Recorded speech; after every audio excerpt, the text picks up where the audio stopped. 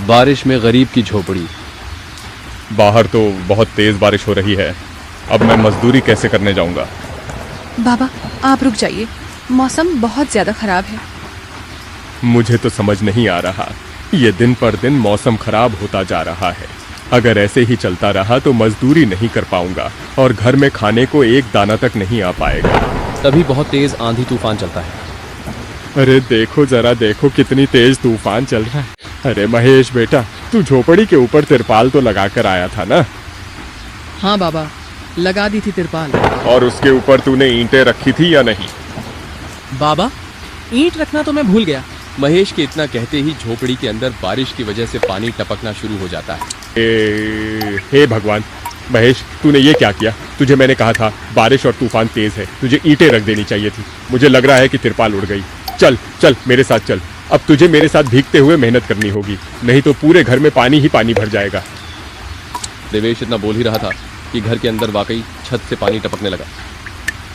हाँ पिताजी, आप सही कह रहे हो, चलो चलते हैं जल्दी से। दोनों बाप बेटा बारिश में बाहर निकलते हैं और झोपड़ी की छत पर तिरपाल को सही से लगाना शुरू कर देते हैं। अरे बेटा, ईंट को अच्छे से रखना, कहीं ईंट गिर न जाए।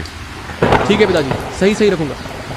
महेश इतना कहकर अच्छे से ईंट से तिरपाल को दबाने लगता है, जिससे छत ढक जाती है और झोपड़ी में पानी टपकना बंद हो जाता है।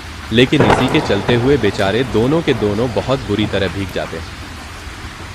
अरे चलो बेटा, बहुत ठंड हो रही है, बाहर घर में चलते हैं। चलो, अब बरसात में मौसम बिल्कुल ठंडा हो गया है। हाँ पिताजी, आपने बिल्कुल सही कहा, चलिए। जब दोनों बाप बेटा घर के अंदर आ जाते हैं तो मेघा उन्हें सूखा कपड़ा देती है और अपना शरीर पोंछने के लिए कहती है। आप लोग अपना शरीर पोंछ लो और सूखे कपड़े पहन लो, नहीं तो ठंड लग सकती है। मेघा के दिए हुए कपड़े दोनों पहन लेते हैं। तभी बीमार शकुंतला बिस्तर पर पड़ी हुई मेघा से कहती है, अरे बेटे, तूने खाने के लिए कुछ बनाया नहीं? वहाँ पर बारिश के रुकने का इंतजार कर रही हूँ। घर के अंदर खाना कैसे बनाऊंगी? सारे में धुआं ही धुआं हो जाएगा। मेरी दवाई का समय हो गया है और मुझे भूख भी लग रही है। ठीक है माँ, मैं कुछ करती हूँ। मेघा अपने सिर पर एक सफेद कट्टा रखकर बारिश से बचते हुए बाहर से कुछ ईंटें लाकर घर के अंदर ही छोटा सा चूल्हा बना लेती है और उसी पर खाना बनाना शुरू करती है। अरे बेटी, पूरे घर में धुआं ही धुआं हो गया है। पिताजी, खाना बनाना भी तो बहुत जरूरी था। मेघा जैसे तैसे करके जल्दी जल्दी खाना बना लेती है। वो खाने में नमक मिर्च वाले चावल ही बना पाती है। माँ उठो, ये लो खाना खा लो। शकुंतला मेघा के हाथों से खाना खाती है। शकुंतला के पूरे शरीर को पैरालाइज हुआ था, जिसके कारण न तो वो हिल सकती थी और न ही वो उठ सकती थी। मेरी प्यारी बेटी, इतनी कम उम्र में तेरे ऊपर कितनी जिम्मेदारी आ गई। हम गरीबों का कुछ नहीं हो सकता है। इस गरीब झोपड़ी के अंदर हम कैसे कैसे दिन देखते हैं। कोई बात नहीं माँ, बच्चे समय के अनुसार बड़े होते हैं, लेकिन मैं समय से पहले बड़ी हो गई हूँ। आपको तो खुश होना चाहिए।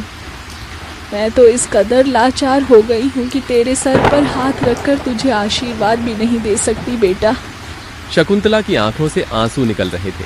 मेघा उसके आंसू पोंछकर अपनी माँ को हौसला देती है, जिसके बाद वो अपने भाई और पिता के साथ बैठकर खाना खाती है। बारिश होती ही रहती है, लेकिन बारिश रुकने का नाम ही नहीं लेती।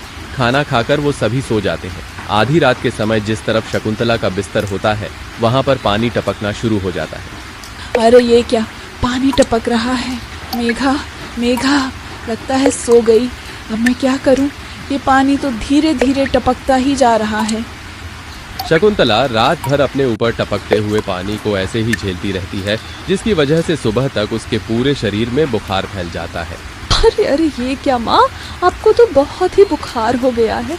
रात भर ये झोपड़ी की छत टपकती ही रही। मैंने तुम्हें उठाने की कोशिश की, लेकिन तुम्हारे तक आवाज नहीं गई। ये सुनकर मेघा को बहुत अफसोस होता है। वो सूखे कपड़ों पर अपनी माँ को सहारा लगाकर लिटा देती है और उनके कपड़े भी बदल देती है। लेकिन तभी अचानक से गांव में बाढ़ आ जाती है। अरे ये क्या हो, यहाँ तो पानी भर रहा है। अरे लगता है गांव में बाढ़ आ गई है। अरे हम लोग क्या करें? अरे बेटा महेश, अरे भाई, अपनी माँ को कंधे पर उठा, नहीं तो हम सभी बह जाएंगे। अरे पानी में कोई जुगाड़ करता हूँ बेटा। देवेश फौरन घर के बाहर जाता है। जहां वो आसपास देखता है, उसे एक रेडी दिखाई देती है। देवेश उसे लेकर आता है, जिस पर शकुंतला को लिटा देता है अरे चारों तरफ पानी पानी हो रहा है, हमें अब यहाँ से जाना होगा, नहीं तो पानी में हम डूब जाएंगे। तभी अचानक से उनकी झोपड़ी पानी में डूबकर बह जाती है। हमारी झोपड़ी चली गई। बेटी, अब हमें भी यहाँ से चलना होगा। तुम्हारी माँ को यहाँ से किसी ऊंचे स्तर पर लेकर जाना होगा।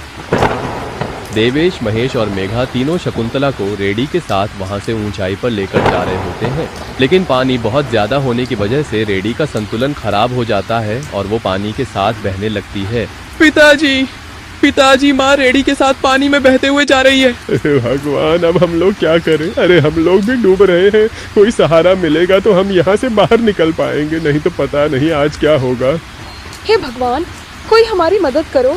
हे ऊपर वाले, कुछ तो करो।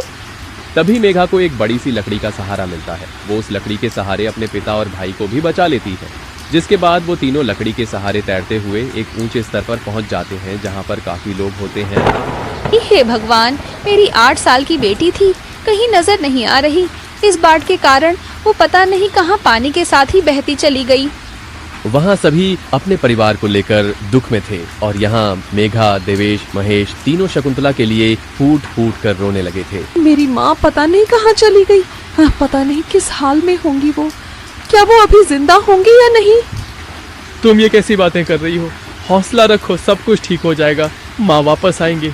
ये देखो, सरकारी लोग हमारी मदद कर रहे हैं, बिछड़े हुए परिवार के सदस्यों को ढूंढ कर ला रहे हैं। महेश, मेघा और देवेश तीनों शकुंतला की राह देखते ही रह जाते हैं, लेकिन सरकारी आदमियों को भी शकुंतला की न तो लाश मिलती है और न ही उसका कोई अता पता, जिसके कारण अब उन्हें यही लगता है कि शकुंतला दुनिया में नहीं रही। इतनी बारिश हो रही है, माँ का तो कुछ पता नहीं। अब हमें हमारे लिए कुछ करना होगा। तुम सही कह रही हो बेटी, अब हमें कुछ न कुछ तो करना ही होगा। देवेश और महेश दोनों बाप बेटे जंगल से लकड़ियां इकट्ठी करके वहां झोपड़ी बनाने की कोशिश करते हैं, लेकिन बार बार बारिश के पानी की वजह से उनकी झोपड़ी बन ही नहीं पाती। बारिश बहुत जोरों से हो रही है। मैं यहाँ वहाँ से पनिया इकट्ठी करती हूँ। मेघा पनिया इकट्ठा करती है और उन्हें जोड़कर तैयार करती है, जिसे वो अपने पिता और भाई के ऊपर रखकर उन्हें बारिश से बचाने की कोशिश करती है। और इसी के चलते महेश और देवेश झोपड़ी बना लेते हैं और उसमें वो सब रहने लगते हैं। चलो, हमने जैसे तैसे करके अपने लिए मजबूत झोपड़ी तो बना ली। काश माँ और मिल जाती तो अच्छा होता। मेघा अफसोस करते हुए रो रही थी कि तभी उसे झोपड़ी के बाहर से अपनी माँ की आवाज आती है। मेघा, महेश, कहाँ हो तुम दोनों? मेरे बच्चों, कहाँ हो तुम दोनों? मेघा, ये तो माँ की आवाज है। मेघा जैसे ही झोपड़ी के बाहर आती है, वो बारिश में भीगते हुए अपनी माँ को खुद अपने पैरों पर चलकर आते हुए देखती है। माँ, अब चल सकती हो आप, हिल सकती हो आप, खड़े हो सकती हो। ये सब कैसे हुआ? ये तो एक चमत्कार है। बहते बहते पता नहीं मैं कहाँ पहुँच गई थी और बेहोश हो गई थी।